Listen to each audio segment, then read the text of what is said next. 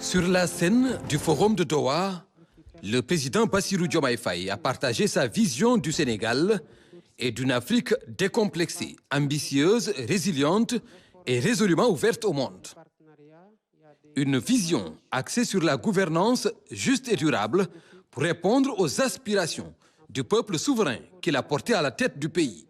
C'est un défi pour moi en tant que jeune leader qui a été fortement supporté par la jeunesse de mon pays, de comprendre ces aspirations portées par cette jeunesse et de travailler inlassablement à servir et à matérialiser cet espoir qui a été fortement exprimé. Et à donner un exemple à toutes les autres jeunesses du monde, mais en particulier de l'Afrique, de croire en cette voie démocratique de conquête du pouvoir qui seule assure la paix et la stabilité, sans laquelle aucun développement n'est possible. Devant de potentiels partenaires et investisseurs, le chef de l'État a décliné les grandes lignes de l'agenda Sénégal 2050, notamment les secteurs clés, à même de favoriser un développement durable, l'industrialisation au premier plan. L'idée, c'est en visant des secteurs stratégiques qui sont porteurs de croissance, notamment l'industrialisation, l'agriculture, les métiers du numérique, l'énergie et la formation technique et professionnelle, d'arriver à générer le maximum d'emplois, à ajouter de la valeur aux produits et matières premières, de les transformer au niveau local pour renforcer le dynamisme de notre économie, mais aussi de donner beaucoup d'opportunités d'emploi à notre jeunesse.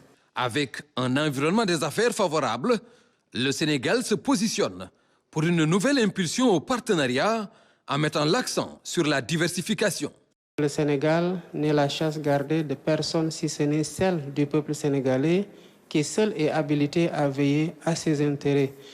Nous sommes ouverts à tous les autres pays, dans toute la mesure où ils peuvent trouver des opportunités d'investissement et de partenariat au Sénégal qui s'inscrivent dans ces critères, à savoir le respect réciproque. La Chine est aujourd'hui le premier partenaire économique du Sénégal. N'importe quel autre pays, y compris le Qatar, s'il consent à faire ses investissements, à identifier les secteurs stratégiques, notamment dans le cadre de la vision Sénégal 2050, il peut devenir un partenaire important et passer à la première place. Toujours est-il que cela dépend de ce qu'il identifie comme secteur stratégique et de ce qu'il conçoit à mettre comme investissement. Le Sénégal, encore une fois, reste un pays ouvert à tous les partenariats mutuellement bénéfiques et respectueux de notre souveraineté. Les défis sécuritaires restent une préoccupation partagée qui requiert une dynamique solidaire.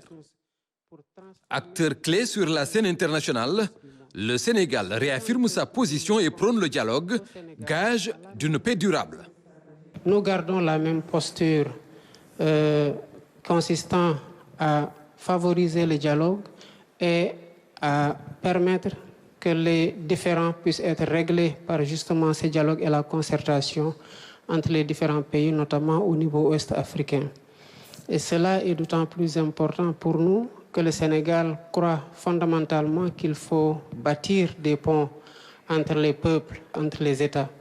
C'est justement tout le sens de sa médiation au nom de la CEDEAO entre l'organisation sous-régionale et l'Alliance des États du Sahel.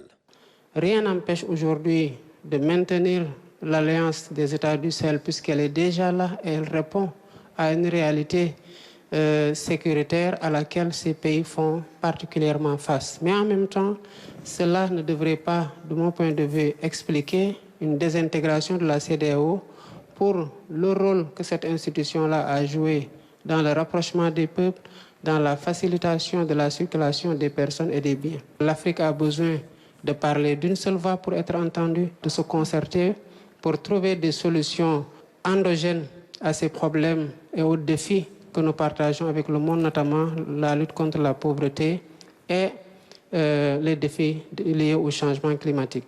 Le Sénégal et le continent africain portent plus que jamais une promesse d'avenir faite de résilience, de créativité et de détermination.